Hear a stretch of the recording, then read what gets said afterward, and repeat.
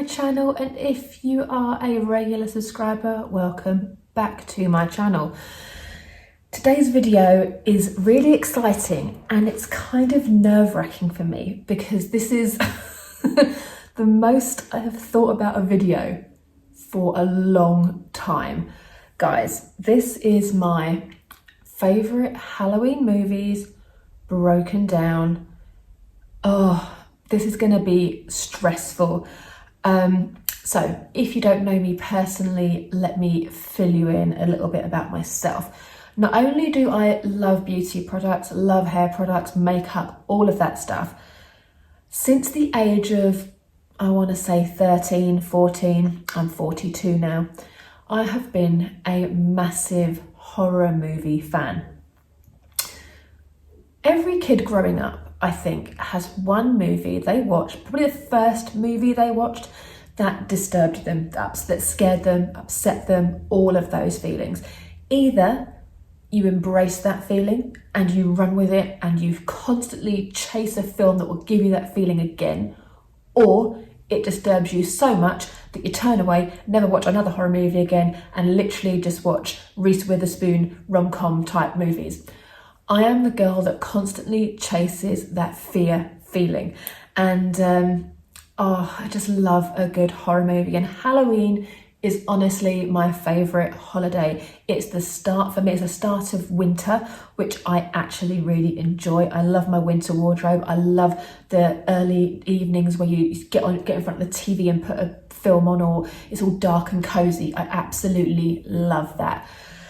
So guys, let's watch me commit my 10-ish favourite horror films to you for Halloween recommendations. Let's go. Okay, I couldn't put these in order. It was stressful enough picking the 10-ish films that I am going to show you little pictures of and kind of give you a small synopsis to see whether it's the sort of thing that you would like. So again, let's go back to the kind of movies that I love to watch. I don't do gore. I'm not a fan of anything gory. I like jumpy, scary, psychological kind of thriller type movies. I love that. If some of them have a bit of gore and have a bit of blood, obviously it's a horror movie, you're going to get some of that. But I don't like the ones, for example, like Hostel, where it's just attack, attack, attack, blood, guts, everything. I spend all of my time doing this and it makes me feel quite sick. So that's the kind of person that I am. So, oh God, I don't even know where to start. Let's just start from the top. I've got them all written down here, so I'm just going to start from the top of my list. Eden Lake. This movie is so disturbing that when we watched it on Netflix or Prime or one of those services, when we watched it, I said to my boyfriend, I was like, this is actually giving me anxiety. Like, my heart was pounding watching it. Brief synopsis of the movie without spoiling anything. A couple go on a camping trip, a nice romantic camping trip in the UK, and they get there and they set up camp in the middle of kind of nowhere, a tiny little village in the middle of nowhere. They set up camp, and across the way, after the first night I think, across the way there's like a bunch of kids that are up to no good. In the UK we call them chavs, but they're basically just like kind of trailer trashy type people. And they've got a massive Rottweiler dog and they're very intimidating. The guy goes over to them to ask them very politely to kind of keep it down and not, you know, they're having a nice romantic break and all the rest of it. And it all goes wrong. And it's one of those movies where you are like, oh, it's just, I don't want to spoil anything, but it's so good and it's so basic, but it's utterly terrifying. If these movies are available on Prime or Netflix or anything, I will let you know down below for Halloween recommendations if you want to go for it. But this is the kind of movie where you'll be screaming at the TV, you'll be hiding behind pillows, and it will make you never ever want to go camping, ever, ever, ever. Just a little warning there, a trigger warning. I never want to go camping anyway, so it's no big deal to me, but yeah, it's a very good horror movie. Next up we have The Visit. This film is genius, and I would probably put it in my top 5. If I had to, I would. It's so good. So in a nutshell, the movie, a woman is probably about 38, 39, has 2 kids, probably about, I don't know, 10 and 7, and they've never met their grandparents. And the mother, I think the mother or father starts to get sick or something. So the girl like reaches out to them, they start to talk, and the grandparents invite the kids down for the weekend. And the kids go on their own on a train, and the grandparents meet them at the other end. When they get there, they have all the kisses and hugs and all the meet and greet and everything. They get to the house and everything's lovely. They start baking, all that kind of stuff. And then the grandfather tells the kids that their grandmother has like a sleep disorder, that there's some noises in the night and things like that, and not to come out of their room. That's all I'm gonna tell you. This film is so good, so jumpy. I've seen it about 3 or 4 times. I try not to overwatch my favourite films, which is quite difficult when you're really in the mood to watch a horror movie and you know there's one that's really, really gonna just scratch the itch that you've got. But I've seen this film 3 or 4 times, and every single time I'm like this, or like this behind the pillow, like, oh my God. It's so brilliant. Please watch it and come back to me. You will not be disappointed. Now on to Badbed. Now, these movies will not be for everybody. I'm going to put this out there. I love them, and let me explain what happened. So about a year, 2 years ago, I was looking for horror movies on Prime around Halloween, and I was watching the Blair Witch Project, which we will go on to in a little while, and they give you recommendations on Prime underneath for like other movies that are similar or that you might like. This came up, and I googled it. Nothing on it at all, except for the fact it's a very low budget independent movie made with iPhones, and it's like a found footage type movie.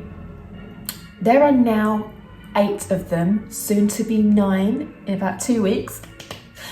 And the guy that makes the Badbed movies, Nigel Buck, he writes them, directs them, stars in them. The first movie, the budget for it was $300. He films everything in his house, but I absolutely love them. My boyfriend thinks I'm insane, and I buy the merch and everything to support the movies. Every penny he makes profit goes towards funding the movies, so I am all about that. And I've given him Patreon payments, and I've got merch, and whatever I can do to help, I am like here for it. And basically the premise of the movies are that in the film, Nigel, who plays his character, is called Tom Riley. Tom Riley buys a house at a sheriff's sale. So in America, they have sheriff's sales. They're like open houses here, and you can only see the outside. You are not allowed to go inside until you buy the house. So Tom Riley puts all his life savings into this house, and the first movie is Tom documenting him going into the house, moving in, and sets up cameras. There's cameras inside the house anyway, so he gets them all turned on. Cameras are left to their own devices. Stuff starts to happen. And again, not ruining anything here, but there is a presence in the house, and Tom Riley tries to talk to the presence, get rid of the presence. Of course he does. He wants this house. He buys it to do it up and sell it. That's his thing. He's going to flip it and make a massive profit on the house. He got it at a really good bargain, and it's a beautiful house with all the stuff still inside it from the last people that were in there. Now the films start with Tom going into the house.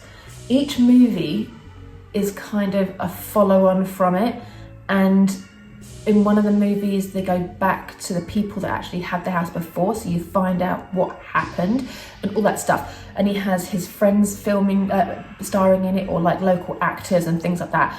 And there was one movie where he it's called Haunted Highway, where he becomes like an Uber driver, and he has a camera and he starts picking people up and stuff starts getting weird. They're brilliant, and he's so funny, and it is kind of like a dark comedy horror movie, but I utterly love them. And Nigel, I'm here to represent, I'm here for life. I am a massive fan. I have bought all the movies on Prime because they got taken off of Amazon, but I managed to purchase them before they got taken off. Like I say, fan for life. Thank you, Nigel. These movies are absolute gold. While we're on found footage movies, Hellhouse L.L.C. 1 to 3. This is where I get cheating, because some of these movies that I've chosen are like, I like the movie, but there's like 10 parts to it or whatever. So I do love a found footage movie.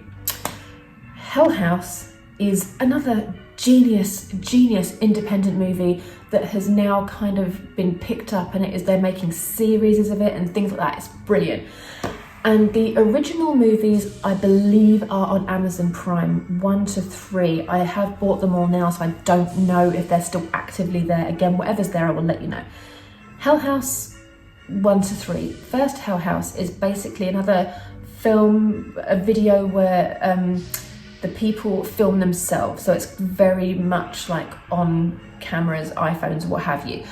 But the premise of the movie is that a group of friends get together and they pool their money, and every year they hire a location at Halloween and they make it up to be a haunted house, and they charge people to go through the haunted house, and they set up props and things that jump out at people and stuff like that, and they pack up and they move on, and then they do the same thing next year, what have you. And this particular one, Hell House, they hire a hotel in New York City, and the hotel has a reputation anyway, so they sort of think this is going to be a great money spinner. So they move in, they start doing things. When they move in, stuff gets weird. And then at the night of the grand opening, stuff gets really weird. Not going to say anymore.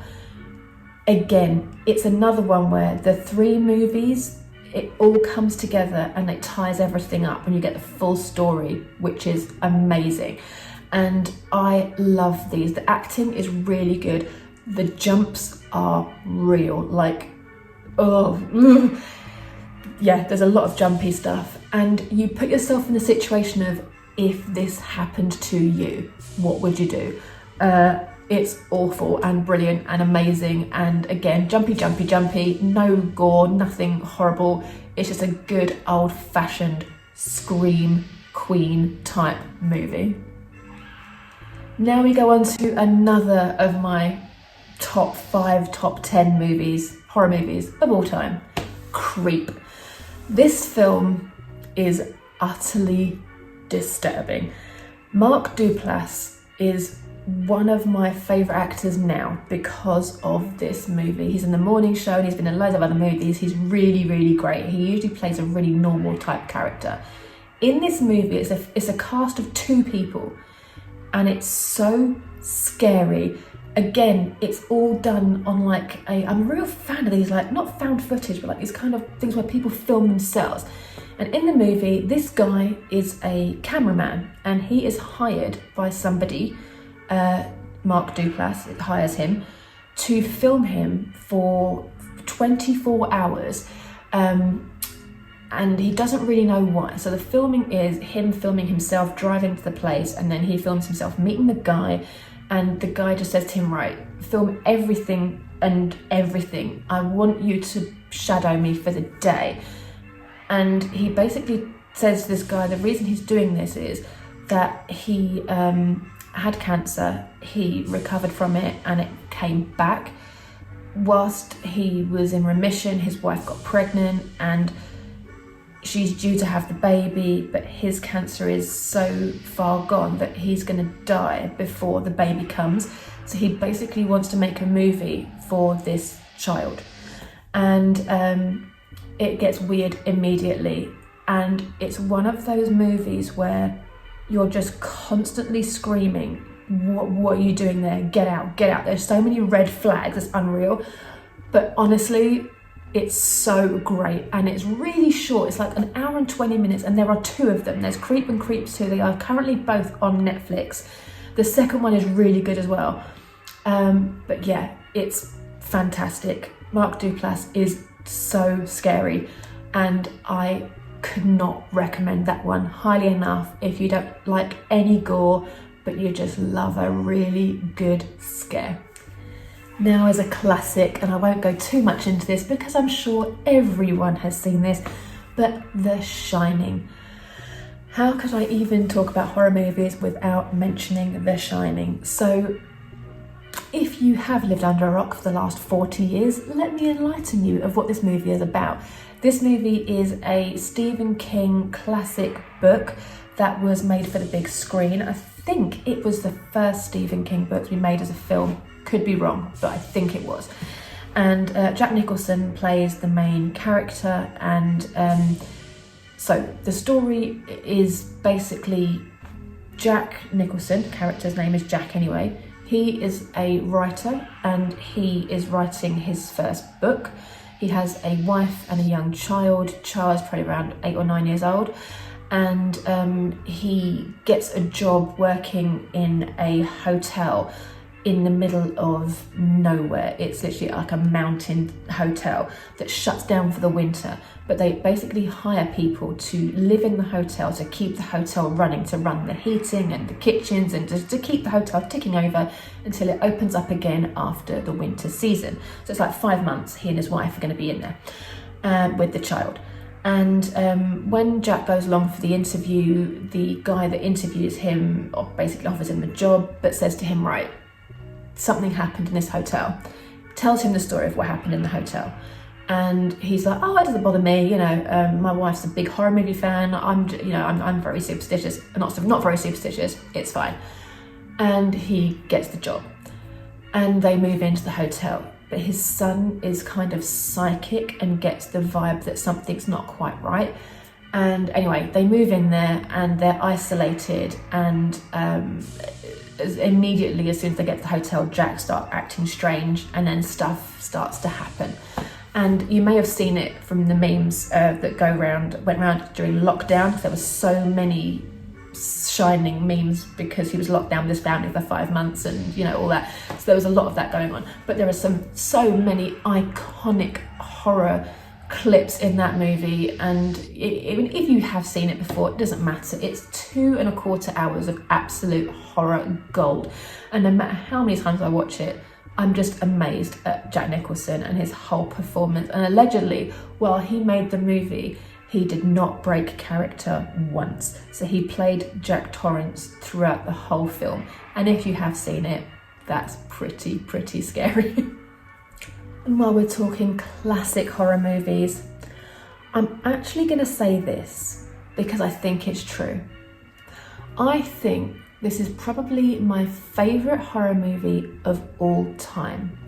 Only because it's not one that immediately jumps to mind for me, but it's the one that I have watched more than any other. And it's one that every time I watch it, it never fails to amaze me how utterly wonderful and amazing it actually is. And that is The Exorcist. The original Exorcist. I don't even believe it's been remade. I don't think they would even dare to remake it. There have been a lot of films very similar to it off the back of The Exorcist because it's just so iconic, brilliant, phenomenally well done. So again, if you've lived under a rock for the last 45 years, I think it is, since that movie came out, when I was a teenager, it was banned, which immediately made me want to watch it. And I'll never forget that we got it on a pirate video, if anybody's old enough to remember those. My best friend's brother got it on a pirate video, and I watched it when I was 14 or 15. Oh my God. Now, my parents went to see it when they started dating, and my mum said to me that when she went to the cinema with my dad to watch it, there were nuns outside throwing holy water at people going in because it was that big of a deal. So again, if you've lived under that rock, let me enlighten you. So The Exorcist is a movie that is allegedly based on a true story that happened to a boy in New York City. But in the movie, it's a young girl. And the mother is a famous movie star, very wealthy, very successful. And her daughter is about 11 or 12, just coming to teenage years. And back in the 70s, Ouija boards were actually sold as toys, like as a board game. And they had a Ouija board in the house.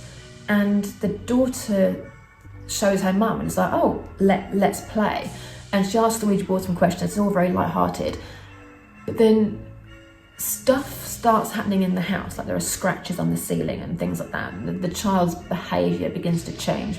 Anyway, things escalate really quickly and they take her to hospitals, doctors, blah, blah, blah. Turns out that it's nothing medical, so they have to get a priest. And that's where the movie really starts to pick up. And it's a quite a long movie. There's a lot of backstory. I wouldn't say it's slow, it gets there really fast, but to consider that it was made in like 1970, don't quote me, 1973, 1974, it's very old. And the fact that the girl in it is actually about 13 years old, maybe even younger. I think she might even be 11 or 12 in real life. Linda Blair was like really young. The things that she had to endure and the way they shot this movie, they had to have the room at one point so cold. Like when the priests walk in and it looks like it's dry ice, it actually is dry ice. It was like minus 20 something degrees.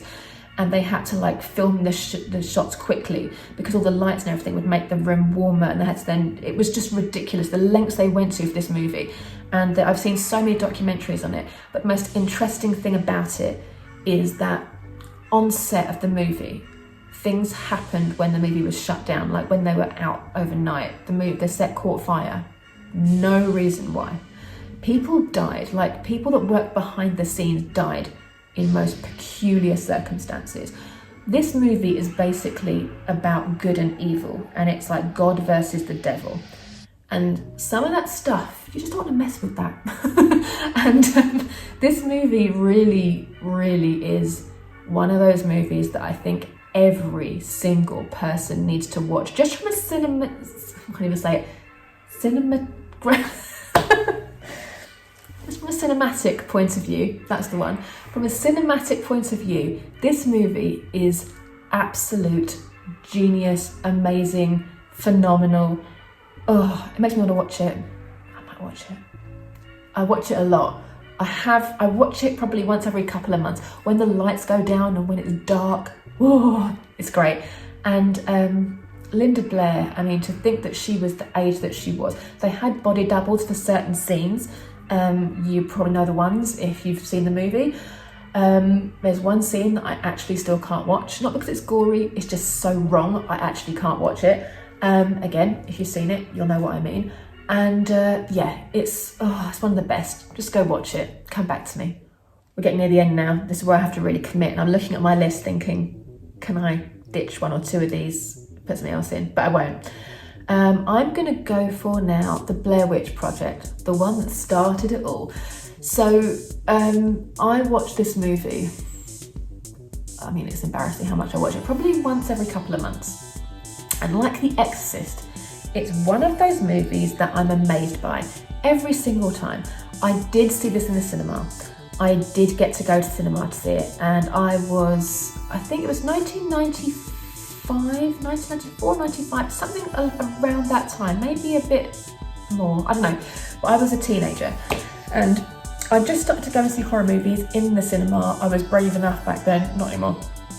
And I was intrigued because when they put it out there to be, the adverts on TV and stuff like that, and at the cinema, it was promoted as a documentary. And it was the first found footage movie that I had ever seen. I think it was the first found footage movie pretty much ever that was out there as like a big budget movie, although it wasn't. And again, it's all shot on a camera. But the story is that two friends and one hired guy meet up, and they go into the woods to film a documentary about the Blair Witch. And the Blair Witch is one of those old urban stories, urban myths, and people don't really believe it, but they're not too sure. And it's a story they used to tell kids to scare them when they were younger in America. And they basically talk about it at the beginning, and then they go to the town and they walk around and they talk to people. And this bit is very important because you need to listen to what these people say. They talk to people, they question them about the Blair Witch, they get their feedback. and then they go into the woods and they document themselves overnight and they try to find the Blair Witch. And it's one of those movies that is, I mean, to me, it's so well done. It was made with actors that are not famous. When the premiere came to London, none of the actors went because they weren't meant to be actors. They promoted it as like, it was a documentary, it was a found footage documentary. So even when I went to see it, I was like, is this real? Is it not? Like, nobody really knew. But now, I mean, when I went to cinema to see it, I was like terrified and I just watched it and just took it at face value. When I watch it now, I think about the thought that went into it, how clever it is. From this moment it starts, there's things that are dropped in that come back when they're in the woods. And things that people say in interviews, like rumours, things they've heard, things their parents have told them, all that stuff starts to happen and you're like, oh my God, this isn't actually fake, this is actually real. This woman or this man or whatever this witch is actually there. And this entity, person, whatever it is, hunts the people that are searching for it and intimidates them, and it's petrifying. I mean, I've never gone camping, doesn't interest me, not bothered. I grew up in Wembley, I grew up in like London, I'm a London girl, I'm a city girl, sleeping outside amongst bugs and animals and dirt and stuff really doesn't interest me in the slightest. After that, you would never find me in the woods ever. I love that movie. I think it's great. It got a lot of bad press. A lot of people still slag it off and say it's rubbish, but honestly, watch it in the dark, then see if you want to go into the woods, because I certainly would not. So this is number 10, but it's a cheat, and it's a big, big, big cheat, but it's my channel, so I'll do what I want. It's one movie that's 3 movies that's like 8 movies, or something like that. And this is The Conjuring, Annabelle, and The Nun.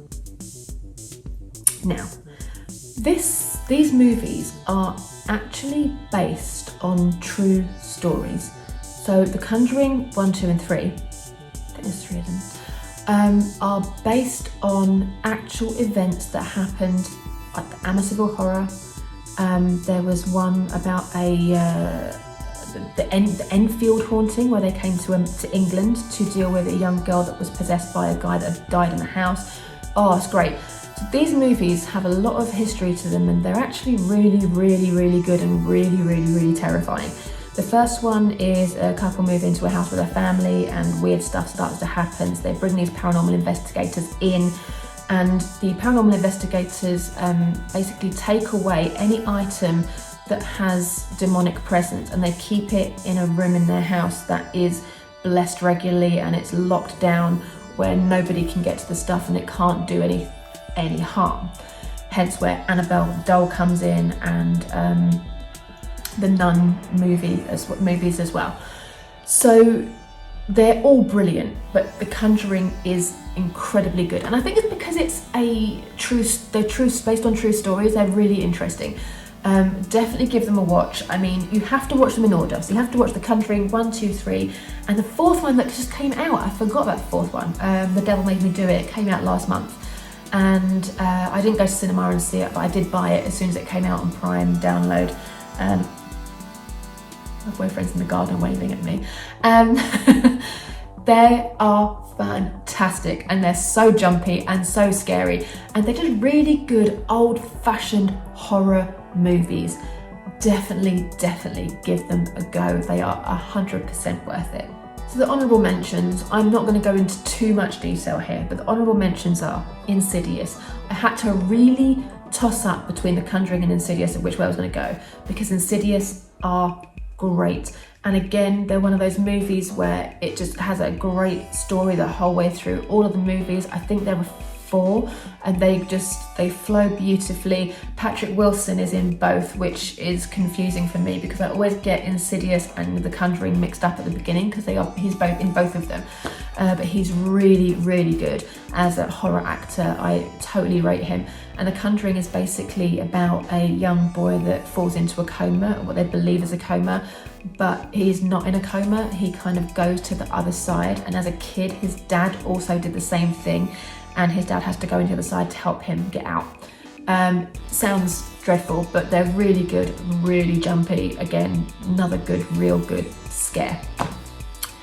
Psycho, the original one, and I cannot remember the year for the life of me. It's like 1950 or something, maybe even earlier than that. Anthony Perkins is Norman Bates, and he owns a motel off of a highway, sort of like a hidden highway. It's like a bit of a hidden gem. And this woman who is having an affair with a married man, she basically begs him to leave his wife, and they have no money to leave, and she's just really caught between a rock and a hard place. And she's at work one day, and her boss gives her a large amount of money to bank on a Friday. So she says she has a headache, she'll go to the bank the money, and go home and have rest for the weekend. But she steals the money and thinks that if I steal this money, go into hiding, my boyfriend will leave his wife and we can live happily ever after. So she drives all night and finds this motel and decides to stay over.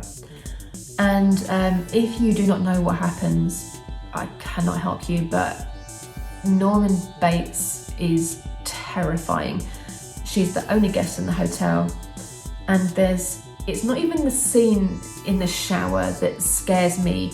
I saw this was the first horror movie I ever saw when I was 13 or 12, and I had a girlfriend sleepover at school, and we all watched this at night at like 1 o'clock in the morning, and none of us could sleep. We all piled into her downstairs toilet, like 3 of us crammed into that downstairs toilet because we were so scared.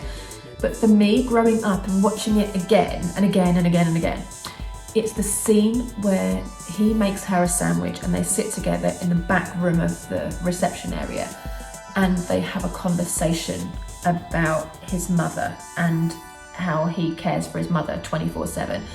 And she says something that aggravates him, and his reaction is so scary. And I just think, and I hate to say it, but especially with everything that happens right now with all these poor women that are, being kidnapped and have been killed in London and stuff, it's been terrifying to be a woman at the moment. But I think you put yourself in that situation, if you were in a hotel on your own with a guy and you say something that kind of riles him and you can see that he's annoyed, you don't know this person, it's pretty scary. And his acting is great. She's amazing. Janet Leigh, who is Jamie Lee Curtis's mother, was the woman in the movie, and honestly, it's the most iconic scene in a movie ever. I think is that shower scene. Again, if you have never seen Psycho, my God, please watch it. Again, from a cinematic point of view, the movie is amazing. It's in black and white. It's really old and it's really great, but it's chilling. Is the best way I can describe it. The next honourable mention is Saw, but only the first one. Now, listen to what I said about the gore at the beginning, because Saw is not a gory movie, the first one. The others, I only got through the first 20 minutes of the second one, I think, because it has something to do with eyes in it, and I was like, no. Anything with eyes, fingernails, like I can't handle it. Someone scratches something or a fingernail breaks, or I just can't. But Saw, the original movie, is, again, if you've never seen it or don't know the story, but the story is 2 guys wake up in I don't even know what you'd call it, almost like a lockup, like a dingy, horrible lockup. They wake up and they're both tied to something. So one of the guys is tied to a bath and like a pipe, and the other one's tied to something else, again like a pipe attached to the wall or something. And they're across the room from each other. They have no idea who each other is. They are complete strangers. they wake up at the same time and there's a dead guy in the middle of the room, like blood everywhere, just bloke laying there. And they wake up and they're like, okay, I'm tied to this thing, there's a dead guy there, what the hell's happening? And there's a camera in the room and someone starts speaking to them and basically is kind of toying with them and trying to turn them against each other. And it's basically like an hour and a half of that, but there is a scene at the end where something pretty gruesome happens, but you don't see it, but it's just the very thought of it, and it is horrific. But again, it's not gory, but it's one of those movies that it's so gripping and so tense, and the end is phenomenal. Everything about it is just really chilling and really weird, and again, you put yourself in that situation and you just think, no. That is one scary place to be, and the world is twisted and there are some messed up people, which is what scares me more than ghosts and ghoulies and goblins and all that stuff. Like, I love all the ghosty movies, but people that hurt each other and people that want to toy with somebody or like mentally break them down, stuff like that really, really freaks me out. And only because, you know, you think it could actually happen. Like, these days, you just don't know. So that shit just freaks me out. Last one, guys, we made it. The Ring. The original 1998 Japanese version of The Ring. Not the version, the original. They did an American one. It was okay. But the original 1998 Japanese movie is brilliant. And again, it was the first foreign horror movie I ever watched, and now I absolutely love them. But it was one of those movies where, again, if you don't know the end, I can't help you. But let me tell you, the first time you see it and it happens, you're just like, oh my God, oh my God. You actually back up, like, into whatever seat you're in, you actually like back into it because you can't help it. So the story is that a girl is found dead in her home, and she has literally been scared to death. Her face when they find her is so distorted, and her heart has literally stopped. Fear just killed her. And somebody starts looking into it, and one of her relatives starts looking into what happened. And it turns out this girl was given this movie, and she watched this short clip, this short movie. And allegedly, after the movie ends, your phone rings, you answer the phone, and it says 7 days, hangs up. And in 7 days, you die. And it happened to a few other people, and it starts to get a bit strange. So this woman is looking into it, blah, blah, blah. The police get involved, all that stuff. And it turns out that something in the movie is doing this. And the ending, iconic. Again, another one of those movies where you're just like, when someone does something for the first time, oh, it's so clever and so scary. And I am very glad that I did not have the big massive TV I have right now when I first watched it, because I would have myself. Even now when I still watch it, I still kind of go, because it's just way too much. And if you've not seen it, you don't know what I'm talking about, Google it. Nothing bad will happen. The phone doesn't ring, you'll be fine. Guys, this was a long video, I'm very sorry, but I couldn't not go into detail about my favourite movies.